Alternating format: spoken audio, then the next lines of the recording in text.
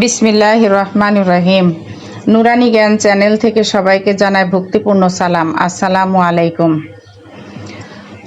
আজ আমি আলোচনা করব মাসুকের দিদার লাভের পথ।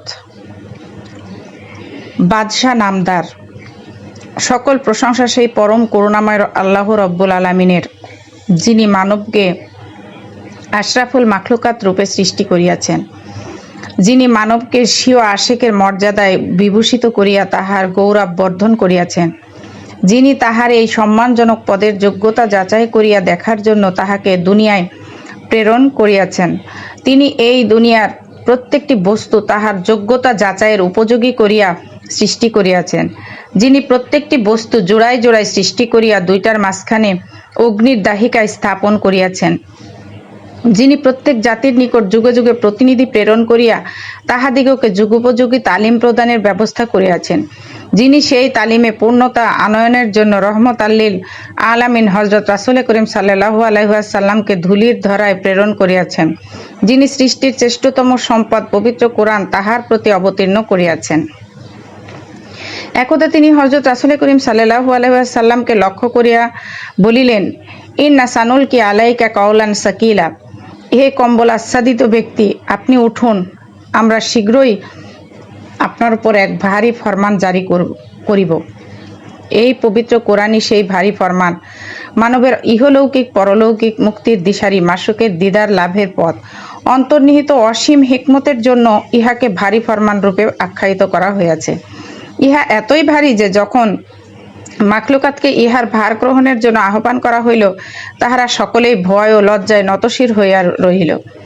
এই সম্পর্কে আল্লাহ রাব্বুল আলামিন বলেন, ইন্না আরাদনাল আমানতা আলাস সামাওয়াতি ওয়াল আরদি ওয়াল জিবালি ফাবাইনা আইয়ামিল নাহা ওয়া আশফাকনা মিনহা ওয়া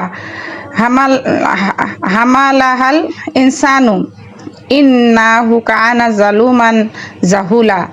আমার আমানত বহনের জন্য আসমান জমিন এবং পর্বতের নিকট পেশ করিয়াছিলাম, সকলেই উহা বহনে অস্বীকৃতি জ্ঞাপন করিয়াছিল ও ভয় পাইয়াছিল, কিন্তু মানুষ উহা বহনের দায়িত্ব গ্রহণ করিয়াছে। নিশ্চয় সে অত্যাচারী এবং অজ্ঞ। বক্ষে সঞ্চিত বিপুল হিকমতের খনি এই আসমানি কিতাব 7 মঞ্জিল ও 30 পাড়ায় বিভক্ত এবং ইহাতে 558টি রুকু রহিয়াছে। ইহাতে সূরার সংখ্যাও 114টি, তার মধ্যে 93টি মাক্কি ও 21টি মাদানী। মাক্কি সূরাগুলির মধ্যে সাধারণত ইয়া আইয়ুহান নাস বা হে আদম সন্তান এবং মাদানী সূরায় ইয়া আইয়ুহাল্লাযীনা আমানু হে ঈমানদারগণ বলিয়া সম্বোধন করা হইয়াছে। ইহার আয়াতের সংখ্যা 6350টি, তার মধ্যে বিসমিল্লাহির রহমানির রহিম এর সংখ্যা 113টি। বিসমিল্লাহির রহমানির রহিম ব্যতিরেকে আয়াতের সংখ্যা 6237টি, শব্দের সংখ্যা 86430টি, অক্ষরের সংখ্যা 3,49,470টি, তার মধ্যে আলিফের সংখ্যা 48,476টি, বায়ের সংখ্যা 11,442টি, তায়ের সংখ্যা 10,199টি, সায়ের সংখ্যা 1,276টি, জিমের সংখ্যা 3,273টি, হায়ের সংখ্যা 3,973টি, খায়ের সংখ্যা 2,446টি, দালের সংখ্যা 5,642টি, জালের সংখ্যা 4,677টি, রয়ের সংখ্যা 11,793টি, জায়ের সংখ্যা 1,599টি, সিনের সংখ্যা 5,891টি, শিনের সংখ্যা 2,253টি, সোয়াদের সংখ্যা 2,013টি, দোয়াদের সংখ্যা 1,607টি, তোয়ায়ের সংখ্যা 1,277টি, জয়ের সংখ্যা 842টি, আইনের সংখ্যা 9,220টি, গয়নের সংখ্যা 2,208টি, ফায়ের সংখ্যা 8,499টি, কফের সংখ্যা 6,813টি, কাফের সংখ্যা 9,502টি, লামের সংখ্যা 33,432টি, মিমের সংখ্যা 26,560টি, নুনের সংখ্যা 45,190টি, ওয়াওয়ের সংখ্যা 25,536টি, হায়ের সংখ্যা 19,070টি, লাম আলিফের সংখ্যা 4,720টি, হামজার সংখ্যা 4,115টি, ইয়ার সংখ্যা 45,919টি, জবরের সংখ্যা 53,243টি, জেরের সংখ্যা 39,582টি, পেশের সংখ্যা 8,804টি, নোক্তা 1,05,684টি, মদ 1,771টি, তাসদিদ 1,250টি এবং আলিফ মামদুদ 240টি। এই মহাগ্রন্থের প্রতিটি আয়াত, প্রতিটি শব্দ, প্রতিটি অক্ষর, প্রতিটি সংকেত চিহ্ন মহাজ্ঞানের বিশ্বকোষ, সাংকেতিক চিহ্ন মহাজ্ঞানের বিশ্বকোষ এবং চির রহস্যমণ্ডিত। ইহার একটি ক্ষুদ্র আয়াতের অর্থ এতই ব্যাপক এবং এতই গভীর যে শুধু পাঠ করিয়া তাহার তলদেশের নাগাল পাওয়া কঠিন। তাই বলা যায়, এই পবিত্র গ্রন্থ শুধু পাঠ করার জন্য নহে, অনুসন্ধানেচ্ছু প্রাণের পিপাসা নিবৃত্তের জন্য, বুঝাইবার জন্য নহে, বুঝিবার জন্য। ইহার আক্ষরিক ব্যাখ্যার মধ্যে বিশেষ কোনো হিকমত নাই। হিকমতের সন্ধান লাভ করিতে হইলে সাধনার পথে ইহা ভিতরে প্রবেশ করিতে হইবে। এই সম্পর্কে আল্লাহ রাব্বুল আলামিন তাহার হাবিবকে লক্ষ্য করিয়া বলেন, এই যে গ্রন্থ আপনার প্রতি অবতীর্ণ করিয়াছি, ইহা আশীর্বাদে পূর্ণ। লোকদেরকে ইহা বুঝাইয়া দিবার জন্য, যেন তাহারা ইহার আয়াত সম্বন্ধে চিন্তা করিতে পারে এবং জ্ঞানী ও বিবেচক লোকেরা যেন ইহা হইতে উপদেশ গ্রহণ করিতে পারে।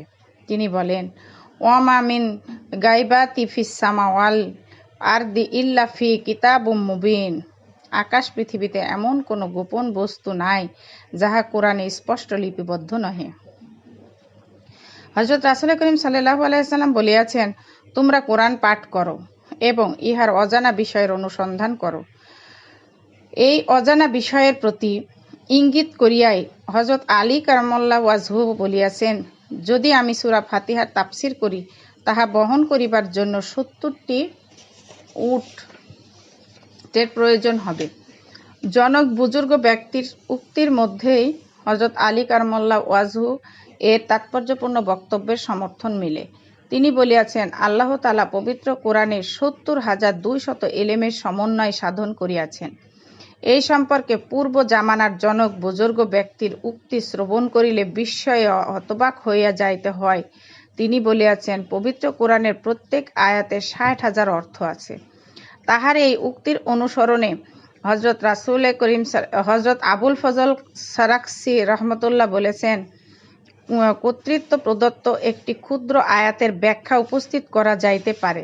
একদা হযরত শেখ আবু সাইদ রহমতুল্লাহ আলাইহি তার নিকট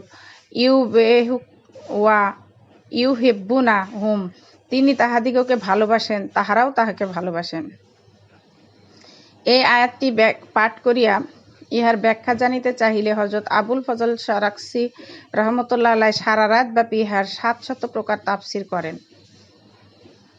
প্রত্যেকটি তাফসীরই ছিল নিগূঢ়ার্থক এবং মর্মগ্রাহী। পরে ভোর হইয়া যাওয়ায় তিনি আফসোস করিয়া বলেন, হায়, আনন্দ ও বিস্বাদের কোনো ব্যাখ্যাই প্রদান করা হইল না। একদা হযরত আব্বাস রাদিয়াল্লাহু আনহু তাআলা এক জনসমাবেশে ইন্না তানাজ্জালুল আমরা বাইনাহুন্না, তাহাদের ভিতর তিনি নির্দেশ অবতীর্ণ করেন। এই আয়াতটি পাঠ করিয়া বলেন, হে লোক সকল, আমি যদি এই আয়াতের মর্মার্থ প্রকাশ করি, তাহা হইলে আমার প্রতি প্রস্তর নিক্ষেপ করিবে, আমাকে কাফের বলিবে।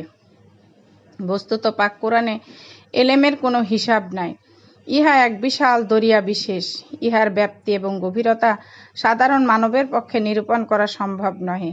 সাধারণ জ্ঞানে এই পাক কালামের এলেমকে দুইটি প্রধান শাখার রূপ দেওয়া যায়। ইহাদের একটি শাখা জড়জগৎ, অপরটি আধ্যাত্মিক জগতের দিকে প্রসারিত। এই উভয় শাখা সমগ্র সৃষ্টিকে প্রকাশ্য ও প্রচ্ছন্নভাবে পরিবেষ্টন করিয়া রহিয়াছে।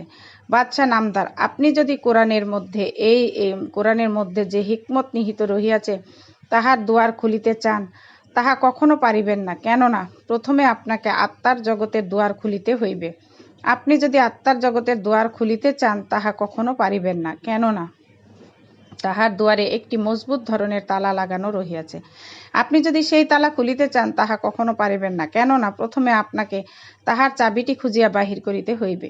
এই অনন্য চাবি অন্বেষণকারীদের অন্যতম গাউসুল আজম ভান্ডারীর একনিষ্ঠ ভক্ত মহামতি কাঠুরিয়া রায়হান বলিয়াছেন,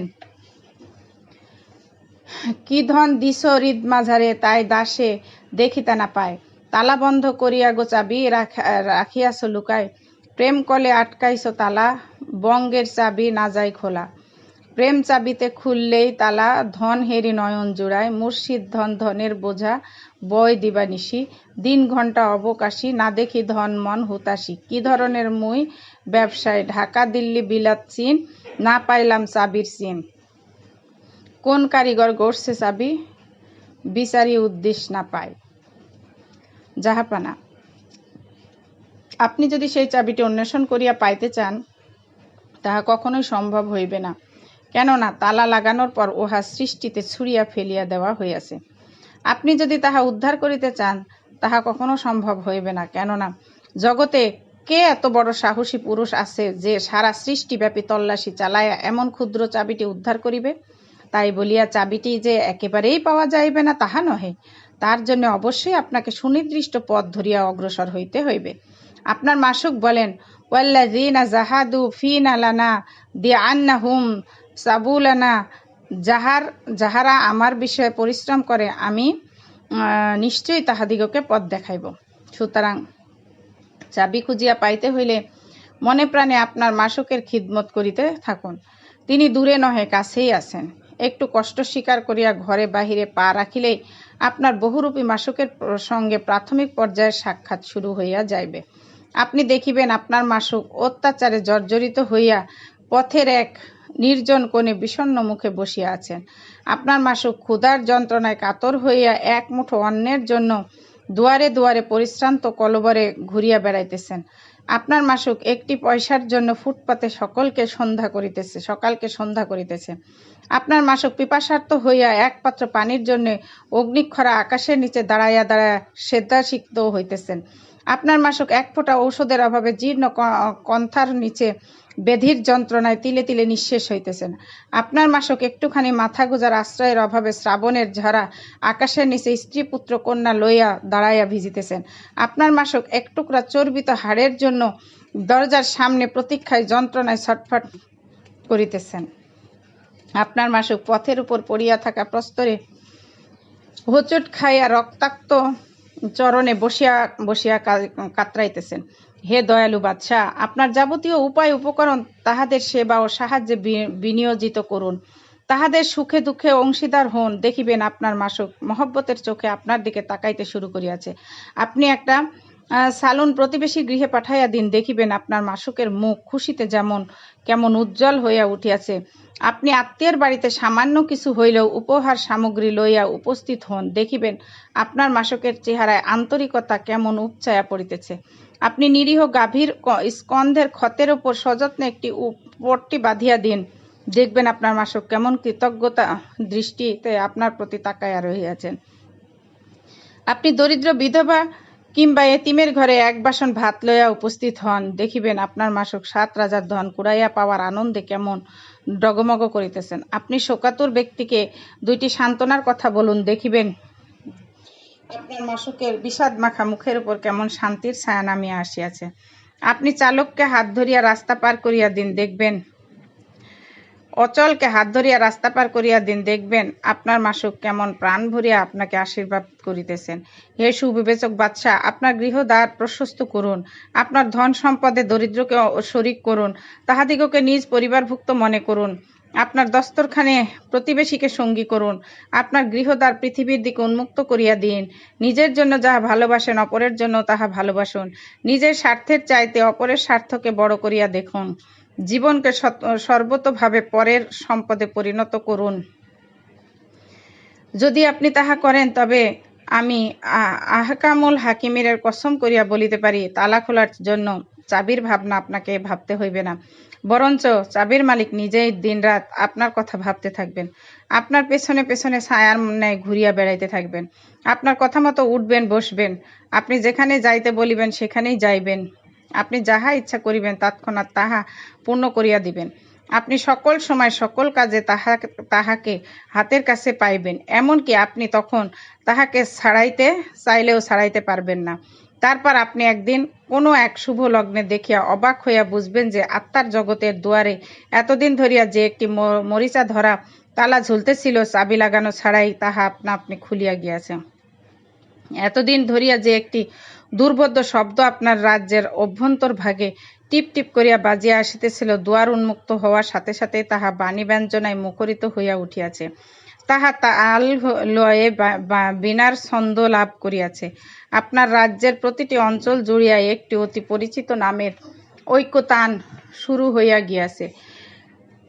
একই সময়ে কোরআন তাহার হিকমতের দ্বার উন্মোচন করিয়া দিয়াছে। আপনার মাসুক বলেন, ইন্নাল কালামা ফি ফুয়াদি, প্রকৃত বাণী অন্তরের মধ্যেই নিহিত রহিয়াছে। জাহাপানা, আমি দ্ব্যর্থহীন কণ্ঠে বলিয়া দিতে চাই যে প্রচলিত এই নিত্য নৈমিত্তিক নিষ্প্রাণ ক্রিয়াকর্মের মাধ্যমে কখনো আপনি তালা খুলতে সক্ষম হইবেন না। অর্থ দ্বারা হোক, শরীর দ্বারা হোক, দুইটি সন্তানের বাণী দ্বারা হোক, সৃষ্টির দুঃখ মোচনের পথ আপনাকে অবলম্বন করিতেই হইবে। ইহাই ধর্ম। তৌহিদের ঝান্ডার নিচে দাঁড়াইয়া দুনিয়ার সকল নবী রাসূল সকল জাতির নিকট এই শাশ্বত সত্যকে তুলিয়া ধরিয়াছেন। তাহাদের কর্মক্ষেত্রের পরিধিতেও এই ধর্মই আচরিত হইয়াছে। আল্লাহর বন্ধুগণের খানকা সমূহে এই ধর্মই প্রচারিত ও পরিশীলিত হইতেছে। হযরত রাসূল করিম সাল্লাল্লাহু আলাইহি সাল্লাম বলিয়াছেন, আমার উম্মতের ভিতর যাহারা আবদাল নামক সাধু শ্রেণীর অন্তর্গত, তাহারা কখনো নামাজ রোজার কল্যাণে বেহেশতে প্রবেশ করিতে পারিবে না। তবে তাহাদের বদন্যতা, হৃদয়ের পবিত্রতা মুসলমানদিগকে হিতোপদেশ প্রদানের কল্যাণে তাহারা বেহেশতে প্রবেশ করিবে। তিনি বলিয়াছেন, বিধবা এবং দরিদ্রের তত্ত্বাবধানকারী আল্লাহর পথে যোদ্ধা সদৃশ। আমি তাহাকে বিরামহীন নামাজি ও ইফতারবিহীন রোজাদার মনে করি। তিনি বলিয়াছেন, যে ব্যক্তি নিজেকে দুস্থ মানবতার সেবায় অকাতরে বিলিয়া দিতে পারেন, তিনিই মহামানব। হযরত আনাস রাদিয়াল্লাহু তাআলা বর্ণনা করিয়াছেন, একদা আমরা হযরত রাসূল করিম সাল্লাল্লাহু আলাইহি সাল্লামের সঙ্গে ভ্রমণ করিতেছিলাম। সেদিন মুরু সূর্য প্রখর উত্তাপ বিকিরণ করিতেছিল। ইহাতে সকলেই আমার পরিশ্রান্ত ও দুর্বল হইয়া পড়িয়াছিলাম। আমাদের মধ্যে যাহারা রোজাদার ছিলেন না, তাহারা মুহাজিরদের জন্য তাঁবু খাটাইছিলেন এবং উট ও অন্যান্য পশুর জন্য পানি সংগ্রহ করিয়া আনিয়াছিলেন। হযরত রাসূল করিম সাল্লাল্লাহু আলাইহি সাল্লাম বলেন, আজ যাহারা কাজ করিয়াছে সকল পুণ্য তাহারাই লাভ করিয়াছে। মুসলিম জাহানের মশহুর জ্ঞান তপস্বী হযরত শেখ সাদী রাহমাতুল্লাহ আলাইহি সারা জীবন ইসলামের আদর্শের উপর তাহার ক্ষুরোধার লেখনী চালনা করিয়া গিয়াছেন। তাহার লেখার প্রায় সর্বত্র সৃষ্টির সেবা ধর্মই প্রাধান্য লাভ করিয়াছে। তিনি বলিয়াছেন, তরিকত বুজুজ খেদমতে খালক মিশ্রিত, অর্থাৎ ধর্ম সৃষ্টির সেবা ভিন্ন অন্য কিছুই নহে। তাসবিহ, সেজদা ও আলখেল্লা কোনো ধর্ম না। মনে রাখিও, কেবল মাটিতে কপাল ঠুকলেই কি খোদাকে ডাকা হয়? না, সদ্গুণ রাজি কপালে অঙ্কিত থাকে না, অন্তর পরিষ্কার হইতে হইবে। একদা হযরত আব্দুল্লাহ ইবনে মুবারক রহমতুল্লাহ আলাইহি হজ্জব্রত পালনের জন্য গৃহে প্রত্যাবর্তনের সময় পথিমধ্যে এক বৃক্ষের ছায়ায় বিশ্রাম করিতে বসিয়া নিদ্রিত হইয়া পড়েন। নিদ্রার ভিতর তিনি খাবে দেখেন যে আসমান হইতে দুইজন ফেরেশতা হজ সম্পর্কে কথোপকথন করিতে করিতে নিচে নামিতেছেন। তাহাদের কথোপকথন হইতে তিনি জানিতে পারিলেন যে এবার ৯,৯৯,৯৯৯ জন ব্যক্তি হজে সামিল হইয়াছে, কিন্তু মাত্র একজন ব্যক্তি ছাড়া আল্লাহ তাআলা কারো হজ কবুল করেন নাই। এই ভাগ্যবান ব্যক্তি দামেস্কের এক মুচি, নাম আলী ইবনে মুআকেফ। অথচ এবার তিনি হজে সামিল হন নাই। হজে সামিল না হওয়া সত্ত্বেও আল্লাহ তাআলা তার হজ কবুল করিয়াছেন। উপরন্তু তাহার সামনে হজে যোগদানকারীদের হজও তিনি কবুল করিয়াছেন। এই খাপ দেখার পরক্ষণেই হযরত আব্দুল্লাহ ইবনে মুবারক রহমতুল্লাহ আলাইহির ঘুম ভাঙিয়া গেল। তিনি সেই সৌভাগ্যবান ব্যক্তিটিকে এক নজর দেখার উদ্দেশ্যে গৃহের পথ ছাড়িয়া দামেস্কের পানে চলিলেন। দীর্ঘ পথ ভ্রমণের পর দামেস্কে পৌঁছাইয়া তিনি আলীকে খুঁজিয়া বাহির করিলেন এবং স্বপ্ন বৃত্তান্তটি তাহার নিকট অনুপূর্বিক বর্ণনা করিয়া বলিলেন, ভাই আলী, আপনি এমন কি পুণ্যের কাজ করিয়াছেন যার জন্য হজে না যাওয়া সত্ত্বেও আল্লাহ তাআলা আপনার হজ কবুল করিয়াছেন? আপনার উছিলায় আমরাও অনুগৃহীত হইয়াছি। আলী প্রথমে বলিতে রাজি হইল না, পরিশেষে আমার পীড়াপিড়িতে টিকিতে না পারিয়া বলিলেন, আমি হজে যাওয়ার উদ্দেশ্যে গত 30 বছর যাবৎ কিছু কিছু করিয়া অর্থ সঞ্চয় করিতেছিলাম। প্রয়োজনীয় পরিমাণ অর্থ সঞ্চিত হওয়ায় এবার হজে যাইব বলে আশা করিয়াছিলাম। ইতিমধ্যেই একদিন কর্মস্থল হইতে ফিরিয়া আসার পর আমার স্ত্রী বললেন, পাশের বাড়ি হইতে মাংসের গন্ধ শোনা যায়, আপনি যাইয়া আমার জন্য একটু মাংস নিয়ে আসুন। তিনি সন্তান সম্ভবা ছিলেন বলিয়া অনুরোধ রক্ষা না করিয়া পারিলাম না। আমি একটা বাটি হাতে লইয়া পাশের বাড়িতে যাইয়া দেখি এক দরিদ্র বিধবা রমণীর চুলায় রান্না বসাইয়াছেন, আর তাহাকে ঘিরিয়া কয়েকটি কঙ্কালসার বালক বালিকা হাঁড়ির প্রতি লোলুপ দৃষ্টিতে তাকায় আছে। আমি বাটি হাতে দেখিয়া বিধবাটি বললেন, জনাব, দুঃখিত, হাঁড়িতে যাহা রান্না হইতেছে তাহা আপনার জন্য হালাল নহে। এই কচি কচি বাচ্চাদের লইয়া আমি গত 7 দিন যাবৎ ভুখা থাকার পর নিরুপায় হইয়া একটা মৃত হাঁস আবর্জনার স্তূপ হইতে কুড়াইয়া আনিয়া চুলাই বসাইয়াছি। বিধবার কথা শুনিয়া আমার অন্তর হইতে হজের বাসনা মুছিয়া ফেলিলাম। ঘরে গিয়া সঞ্চিত সমুদায় অর্থ আনিয়া তাহাকে দিয়া দিলাম। ইহাই আমার হজ। কিশোরগঞ্জ জেলার আব্দুল কাদের নামক এক ব্যক্তি ঢাকা রেলওয়ে কলোনিতে বাস করতেন। তাহার পাশের বাসাতেই থাকিত এক মৃত কর্মচারীর বিধবা পত্নী। অপ্রাপ্ত বয়স্ক 4-5টা সন্তান লইয়া তাহার অত্যন্ত কষ্টের ভিতর দিয়া দিন কাটাইতেছিল। একবার আব্দুল কাদের কয়েকদিনের ছুটিতে বাড়ি গিয়াছিলেন। বাড়ি হইতে আসিয়া তিনি জানিতে পারিলেন যে বিগত 3 দিন যাবৎ বিধবার ঘরে চুলায় আগুন জ্বলিতেছে না। আব্দুল কাদের বিধবার বড় ছেলেটিকে ডাকিয়া আনিয়া তাহার হাতে কয়েকটি টাকা গুজিয়া দিয়া বললেন, তুমি এখনই বাজারে গিয়া কিছু চাল ডাল নিয়ে আসো। বালক বাজারে গিয়া চাল ডাল লইয়া আসিল। 3 দিন পর আবার চুলায় হাঁড়ি চড়িল। ক্ষুধাক্লিষ্ট কচি কচি বাচ্চাদের মুখে আবার হাসির আভা ফুটিয়া উঠিল। সে রাতে আব্দুল কাদের খাবে দেখিলেন যে এক জ্যোতির্ময় পুরুষ তাহার শিয়রে দাঁড়ায় বলিতেছে, হে আব্দুল কাদের, হযরত রাসূল করিম সাল্লাল্লাহু আলাইহি সাল্লাম আপনাকে সালাম জানাইয়াছেন এবং তাহার রওজা শরীফ জিয়ারতের উদ্দেশ্যে আপনাকে মদিনায় লইয়া যাওয়ার জন্য আমাকে পাঠাইয়াছেন। আব্দুল কাদের মাত্র 18 টাকার বিনিময়ে হযরত রাসূল করিম সাল্লাল্লাহু আলাইহি সাল্লামের রওজা মুবারক জিয়ারত করিয়া আসিলেন। পথের কষ্টও তাহার স্বীকার করিতে হইল না। একদা এক বুজুর্গ ব্যক্তি মেঠো পথে ভ্রমণ করার সময় দেখিতে পাইলেন যে মাঠের উপর দিয়া এক খণ্ড মেঘ উড়িয়া আসিতেছে। হঠাৎ কে যেন মেঘখণ্ডটির এক পাশ হইতে বলিয়া উঠিল, ও হে আব্দুল্লাহ, আব্দুল্লাহর খেতে। বলার সাথে সাথে মেঘখণ্ডটি খানিকটা নিচে নামিয়া আসিয়া একটি টিলার ঢালু এলাকায় এক পশলা বৃষ্টি বর্ষণ করিয়া আবার উপরে উঠিয়া একদিকে চলিয়া গেল। বুজুর্গ ব্যক্তি টিলার নিকটে গিয়া দেখিতে পাইলেন যে বৃষ্টির পানি গড়াইয়া একটি গর্তে যাইয়া সঞ্চিত হইতেছে এবং এক ব্যক্তি তাহা গম খেতে সিঞ্চন করিতেছেন। তিনি লোকটির কাছে গিয়া পরিচয় জানিতে চাইলে সে বলিল, আমার নাম আব্দুল্লাহ। কথা প্রসঙ্গে আব্দুল্লাহ বলিল, আমার মাত্র 1 খণ্ড জমি, ইহাতে যে ফসল উৎপন্ন হয় তাহা আমি 3 ভাগ করি। 1 ভাগ চাষাবাদের জন্য, 1 ভাগ খাজনার জন্য, 1 ভাগ নিজেরা খাই, বাকি 1 ভাগ পাড়া আর একটি এতিম পরিবারের ভরণ পোষণে ব্যয় করি। শুনিয়াই বুজুর্গ ব্যক্তি মনে মনে বলিল, ও এই জন্যেই আব্দুল্লাহর খেতে আমি শুনতেছিলাম। খুরাসানের মার্ভ শহরে মেয়র হাজি নামে এক বিত্তবান ব্যক্তি ছিলেন। যৌবনে তিনি ছিলেন অত্যন্ত উশৃঙ্খল ও নির্মম। কোনো এক ঘটনার পর হইতে তাহার মনের পরিবর্তন ঘটে এবং নানা জনহিতকর কার্যে তিনি অকাতরে অর্থ ব্যয় করা আরম্ভ করেন। একদা তিনি ভৃত্যসহ বাজারে যাওয়ার সময় পথে একটা চর্ম রোগগ্রস্ত দুর্বল কুকুর দেখিতে পাইয়া ব্যথিত কণ্ঠে বলিলেন, আহা, ইহাও আল্লাহর একটি সৃষ্টি জীব এবং দুনিয়াতে সুখ ভোগ করার অধিকার তাহারও রহিয়াছে। বলিয়া তিনি সুকৌশলে কুকুরটিকে পাকড়াও করিয়া গৃহে লইয়া গেলেন। কয়েকদিন নিয়মিত সেবা যত্নের পর তাহার শরীর ভালো হইয়া গেল। ইহার কিছুদিন পর মেয়র হাজি মারা গেলেন। একদিন স্থানীয় জনক ধার্মিক ব্যক্তি খাবে দেখেন যে হযরত রাসূল করিম সাল্লাল্লাহু আলাইহি সাল্লামের মেরাজের বাহন বোরাকের ওপর মেয়র হাজি অত্যন্ত জাঁকজমকের সঙ্গে বসিয়া আছেন। তাহার ছেলে মেয়েরা 2 দিক হতে তাহার হাত ধরিয়া সামনে পিছনে হাস্যমুখে দাঁড়ায় আছে। কিছুক্ষণ পর বেহেশতের একটি বাগানের ভিতর দিয়া যাওয়ার সময় ধার্মিক ব্যক্তি তাহাকে সালাম দিয়া জানিতে চাহিলেন, জনাব, কোন পুণ্য বলে আপনি এরূপ উচ্চ মর্যাদা লাভ করিয়াছেন? মেয়র হাজি বললেন, ভাই, সারা জীবন ব্যাপী আমি বিভিন্ন জনহিতকর কার্যে অকাতরে এত যে অর্থ ব্যয় করিয়াছি তাহা কোনো কাজেই আসে নাই। আমাকে দোজকে লইয়া যাওয়াই সাব্যস্ত হইয়াছিল। যখন ফেরেশতাগণ আমাকে দোজকে লইয়া যাওয়ার জন্য পাকড়াও করিল, তখন আল্লাহ তাআলা হঠাৎ গায়েব হইতে বলিলেন, হে মেয়র হাজির, তুমি গর্ববোধ ত্যাগ করিয়া একটি পীড়িত কুকুরের প্রতি যে করুণা প্রদর্শন করিয়াছিলে, তার জন্য তোমার সব অপরাধ ক্ষমা করা হইল। হে ফেরেশতাবৃন্দ, তোমরা মেয়র হাজিকে বেহেশতে লইয়া যাও। কোনো এক ঈদের দিন হযরত শিররে সাকতি রহমতুল্লাহ আলাইহি এক দরিদ্র বালককে রাস্তার উপর বসিয়া ক্রন্দন করিতে দেখিয়া স্নেহমাখা কণ্ঠে জিজ্ঞাসা করিলেন, হে বৎস, তুমি ক্রন্দন করিতেছ কেন? বালক বলিল, আজ ঈদের দিন, সকলে নতুন জামা কাপড় পরে আমোদ প্রমোদ করিবে, আর আমার কিছুই নাই। তিনি বলিলেন, তোমার আব্বাকে বলিলেই তো তিনি কিনিয়া দিতে পারেন। বালক বলিল, আমার আব্বা আম্মা বাঁচিয়া নাই। বালকের কথায় তার অন্তরে করুণার উদ্রেক হইল। তাহার হাতে তখন কোনো টাকা পয়সা ছিল না। অগত্যা তিনি খেজুর বাগানে গিয়া প্রচুর খেজুর বিচি সংগ্রহপূর্বক সেগুলো বিক্রয় করিয়া প্রাপ্ত অর্থ দ্বারা তাহাকে এক প্রস্ত সুন্দর পোশাক, কিছু আখরোট কিনিয়া দিলেন। বালক অপ্রত্যাশিতভাবে নতুন পোশাক ও আখরোট পায় আনন্দে নাচিতে নাচিতে বলিয়া গেল।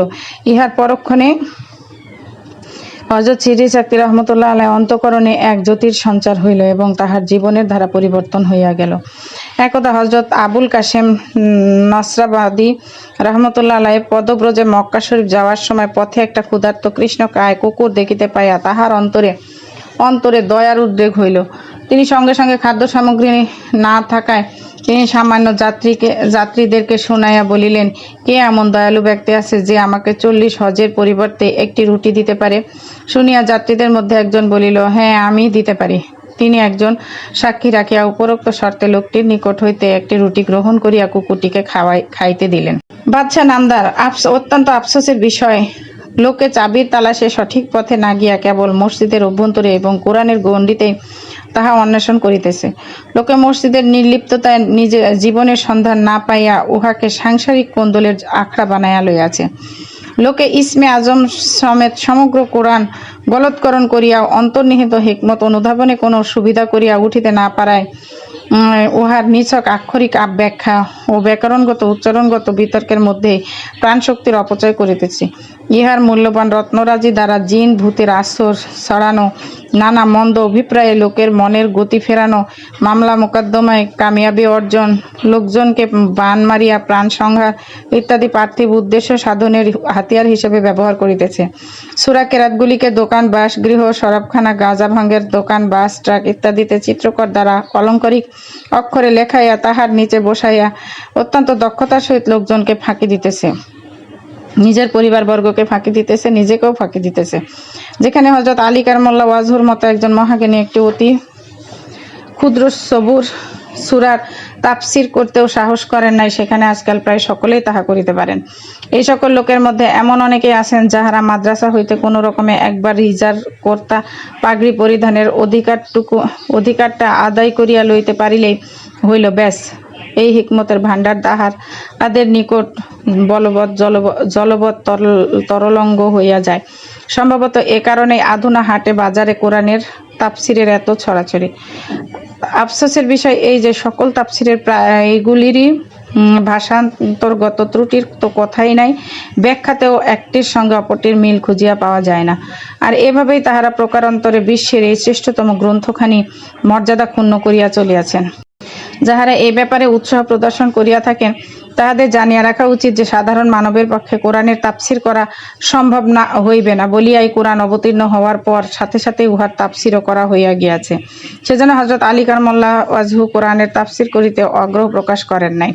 একদা হযরত হেলাল রাদিয়াল্লাহু আনহু হযরত আয়েশা রাদিয়াল্লাহু আনহুর খিদমতে উপস্থিত হয়ে জিজ্ঞাসা করিলেন, উম্মুল মুমিনিন হযরত রাসূল করিম সাল্লাল্লাহু আলাইহি ওয়াসাল্লাম এর স্বভাব চরিত্র কিরূপ ছিল? তিনি জানিতে চাইলে তুমি কি কোরআন পাঠ করো না? তিনি উত্তর করিলেন, জি আম্মা, পাঠ করি। হযরত আয়েশা রাদিয়াল্লাহু তাআলা বললেন, কানা খালুকু রাসূলুল্লাহি কুরআনু, হযরত রাসূল করিম সাল্লাল্লাহু আলাইহি সাল্লামের চরিত্রই কোরআন। বস্তুত জগতের সকল মহাপুরুষই হযরত রাসূল করিম সাল্লাল্লাহু আলাইহি সাল্লামকে অনুসরণ করিয়া কোরআনের ব্যাখ্যা পাইয়াছেন, সকল সমস্যার সমাধান পাইয়াছেন, জীবনের অর্থ খুঁজিয়া পাইয়াছেন, মানুষ হওয়ার রাস্তা পাইয়াছেন। কিন্তু হাল জামানার মুসলমানগণ তাহার পদাঙ্ক অনুসরণের পরিবর্তে আখেরি চাহার, সোমবার, ঈদে মিলাদুন্নবী ইত্যাদি বিশেষ দিবস উপলক্ষে এবং বেঠাকায় মিলাদ মাহফিলের আয়োজনের মাধ্যমে নামকা ওয়াস্তে তাহাকে স্মরণ করিয়াই কর্তব্য শেষ করিতেছেন। যে কোনো ওয়াজ মজলিস মিলাদ মাহফিল তাবলিগ জামাত ইত্যাদি গেলে দেখা যায় যে প্রায় সকলেই হযরত রাসূল করিম সাল্লাল্লাহু আলাইহি সাল্লামের জন্য কাঁদিয়া দাড়ি ভিজাইয়া ফেলিতেছে। বাস্তবে তাহাদের কেহই এতিম বিধবা দরিদ্রকে ভালোবাসে না, মুসাফিরকে আশ্রয় দেয় না, দস্তরখানার প্রতিবেশীকে শরীক করে না, তালি দেওয়া বস্ত্র পরিধান করে না, অধীনস্থদের সঙ্গে কাঁধে কাঁধ মিলাইয়া শ্রমে অংশগ্রহণ করে না, উদরে পাথর বাঁধে না, হরিণ শাবকদের অসহায় অবস্থা স্মরণ করিয়া হরিণীকে মুক্ত করিবার জন্য শিকারীর নিকট বাধা যায় না, পথের বিঘ্ন অপসারণ করে না, ফলে কোরআনও তাহাদের দিকে হিকমতের দুয়ারের উন্মুক্ত করে দেয় না। এইসব কারণে এই মহাবিজ্ঞানময় এই কোরআন আধুনা মুসলিম সমাজে তাৎপর্যহীন হইয়া পড়িয়াছে এবং তাহা সদৃশ্য চর্মের আবরণে আবদ্ধ হইয়া কেবলমাত্র তাকের শোভায় বর্ধন করিতেছে। মুসলমানদের এই অধঃপতন লক্ষ্য করিয়াই হযরত মাওলানা জালালউদ্দিন রুমি বলিয়াছেন, আমি কোরআন হইতে তাহার সারাংশ আহরণ লইয়াছি আর তাহার হাড়গুলি দুনিয়ার কুকুরদের সামনে ছুড়িয়া ফেলিয়াছি। বাদশাহ নামদার প্রায় সকলেই মহা উৎসাহে বলিয়া থাকে যে ইসলাম মানবতার ধর্ম। কার্যত প্রায় সকলেই প্রত্যক্ষ এবং পরোক্ষভাবে অমানবিক তৎপরতায় লিপ্ত রহিয়াছি। আপনি মুসলিম দেশগুলোর প্রতি তাকাইয়া দেখলে বুঝতে পারিবেন যে কেবল গুটিকতক দেশ ব্যতীত বাকি সকল দেশে সাধারণ নাগরিক আজ মানবতার জীবনযাপন করিতেছে। সকল দেশেরই নেতৃত্ব আজ বিধর্মীদের হাতে রহিয়াছে, অথচ জাগ্রত বীর জাতিকে সমগ্র পৃথিবীর নেতৃত্ব দেবার কথা, সমগ্র পৃথিবীকে মানবতার শিক্ষা দেবার কথা, সমগ্র পৃথিবীকে শান্তির আগারে পরিণত করবার কথা, সমগ্র পৃথিবীকে ইনসাফ শিখাইবার কথা, সমগ্র পৃথিবীকে ভালোবাসা শিখাইবার কথা। কিন্তু কেন এরূপ হইয়াছে? ইহার উত্তরে বলা যায় যে দুইটি বস্তু ছিল সকল কল্যাণের উৎস। উমাইয়া খেলাফতের আমল হইতে তাহা মুসলমানদের হাতছাড়া হইয়া গিয়াছে। হযরত রাসূল করিম সাল্লাল্লাহু আলাইহি সাল্লাম তার বিদায় হজের ভাষণে বলিয়াছেন, আমি তোমাদের নিকট দুইটি দ্রব্য রাখিয়া যাইতেছি, যতদিন পর্যন্ত এই দুইটি দ্রব্য তোমরা মজবুতভাবে ধরিয়া রাখিবে তোমরা পথভ্রষ্ট হইবে না। উহাদের একটি আল্লাহর কোরআন, অপরটি তাহার রাসূলের আচরণ এবং জীবন পদ্ধতি। একদা এক ব্যক্তি হযরত রাসূল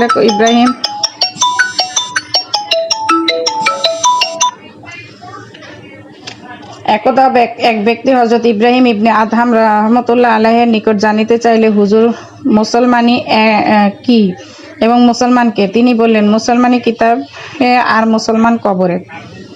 হে ইসলামী ঐতিহ্যের ধ্বজাধারী বাদশাহ, এককালে এই কিতাবের ইসলামের আলোকে সমগ্র বিশ্ব আলোকিত হইয়া গিয়াছিল। এককালে এই কবরের মুসলমানের প্রেমের বন্যায় সমগ্র বিশ্ব প্লাবিত হইয়া গিয়াছিল। এককালে এই কবরের মুসলমানের ত্যাগের মহিমায় সমগ্র বিশ্ব হতবাক হইয়া গিয়াছিল। এককালে এই কবরের মুসলমানের বদান্যতা, ইনসাফ ও এলেম ও বীরত্বে সমগ্র বিশ্বে আলোড়ন সৃষ্টি হইয়াছিল, অথচ এই ইসলামের কোন মুসলমানের বদান্যতা, ইনসাফ ও এলেম ও বীরত্বে সমগ্র বিশ্বে আলোড়ন সৃষ্টি হইয়াছিল, অথচ এই ইসলামের কোনো সুসজ্জিত সেনাবাহিনী ছিল না, রাজকোষ ছিল না, অস্ত্রাগার ছিল না, 5,000 10,000 মানসবদার পরিবেষ্টিত মসনদ ছিল না, শাসনকর্তার দেহরক্ষী ছিল না। এই কবরের মুসলমানদের মাথার ওপর কোনো ছাদ ছিল না, দিবারাত্রির মধ্যে পেটে দেওয়ার জন্য একটি খোরমার সংস্থান ছিল না, আব্রুর রক্ষার জন্য পরিমিত বস্ত্র ছিল না। ইহা সত্ত্বেও ইসলাম গ্রহণ করিয়া দারিদ্র্য জীবনযাপন করিবার জন্য, ইসলামের উদ্দেশ্যে তলোয়ারের নিচে শির দেবার জন্য, ক্ষুধায় কাতর হইয়া পাথর চষিবার জন্য, বস্ত্রাভাবে শীতে গ্রীষ্মে কষ্ট করিবার জন্য দুনিয়ায় প্রায় সকল জাতির সকল শ্রেণীর মানুষের মধ্যে তুমুল হুলস্থুল পড়িয়া গিয়াছিল। কে কাহার আগে ইসলামে প্রবেশ করিবে তাহা লইয়া তাহাদের মধ্যে প্রতিযোগিতা শুরু হইয়া গিয়াছিল। এই নতুন ধর্মের হাল হাকিকত ওয়াকিফাহাল হওয়ার উদ্দেশ্যে বিভিন্ন দেশ হইতে রাজপ্রতিনিধি এবং ইহুদি, মাজুসি ও খ্রিস্টান পণ্ডিতবর্গ আসিয়া দেখিতেন সর্বজন মান্য দানবীর হযরত আবু বকর রাদিয়াল্লাহু আনহু কাটা কাপড়ের গাঠুরি মাথায় করিয়া বাজারে বাজারে ফেরি করিয়া বেরিতেছেন। জগৎ বিখ্যাত ন্যায় বিচারক হযরত ওমর বিন খাত্তাব রাদিয়াল্লাহু আনহু তাআলার হাতের উপর শিওর রক্ষা করিয়া উন্মুক্ত মাঠে নিদ্রা যাইতেছেন। প্রখ্যাত ধনপতি হযরত উসমান গনি রাদিয়াল্লাহু আনহু বাবুল কাটার দ্বারা শতচ্ছিন্ন জামা রিপু করিতেছেন। মহাজ্ঞানী হযরত আলী কারমুল্লাহ ওয়াজহ এক মুষ্টি জবের জন্য বিদেশ হইতে বাণিজ্য সম্ভার লইয়া আগত, উটের পৃষ্ঠ হইতে বোঝা নামাইতে নামাইতে ক্ষুধা ও ক্লান্তিতে অবসন্ন প্রায় হইয়া পড়িয়াছেন। তাহারা আরও দেখিতেন এই মহাজাতির মহানায়ক পোশাক ও আচরণে আলাদা কোনো পরিচয় নাই। তিনি সকলের সঙ্গে একত্রে বসেন, সকলের সঙ্গে এক পাতে খান, উদরে প্রস্তর বাঁধিয়া সকলের সঙ্গে একযোগে কাজ করেন, এক বস্ত্রে দিন কাটান, গরিবের প্রয়োজনে সর্বাগ্রে সাড়া দেন। এই সকল বিদেশী আসিবার সময় সঙ্গে সঙ্গে পরিপূর্ণ দুনিয়া লইয়া আসিতেন, যাইবার সময় সব ঝাড়িয়া মুছিয়া ফেলিয়া আত্মার পরিচয় জ্ঞাত হইয়া চলিয়া যাইতেন। কিন্তু বাদশাহ নামদার এই অপূর্ব গৃহখানি দুনিয়ার বুকে মাত্র 40টি বৎসরের অধিক কাল স্থায়ী হইতে পারে নাই। হযরত রাসূল করিম সাল্লাল্লাহু আলাইহি সাল্লাম বলিয়াছেন, আমার পর ইসলাম 30 বছর জীবিত থাকবে। তাহার ভবিষ্যৎবাণী অক্ষরে অক্ষরে ফলিয়া গিয়াছিল। খোলাফায়ে রাশেদিনের যুগবর্ষণের পর মুসলমানগণই ইসলামকে কারবালা প্রান্তরে লইয়া গিয়া প্রবৃত্তির সুধার খঞ্জরে আঘাতে দ্বিখণ্ডিত করিয়া ফেলিল। হে তথ্যানুসন্ধানী বাদশাহ, জনশ্রুতি রহিয়াছে যে কারবালা প্রান্তরে এখনো নাকি হাই হোসেন মাতমজারি শুনিতে পাওয়া যায়। যদি কোনোদিন সেই বধ্যভূমিতে আপনার যাওয়ার সুযোগ হয় এবং আপনি হযরত ইমাম হোসেন রাদিয়াল্লাহু আনহুর সমাধি মন্দিরে পাদপীঠে দাঁড়াইয়া জনশ্রুতিটি যাচাই করিয়া দেখিতে মনস্থ করেন, আমি নিশ্চয় করিয়া বলিতে পারি যে তখন আপনি যাহা শুনিবেন তাহা হাই হোসেন নহে, তাহা হাই ইসলাম। এই করুণ আর্তনাদ আজ শুধু কারবালাতেই সীমাবদ্ধ নয়, তাহা তথাকথিত সমগ্র মুসলিম জাহানের আকাশে বাতাসে ছড়াইয়া পড়িয়াছে।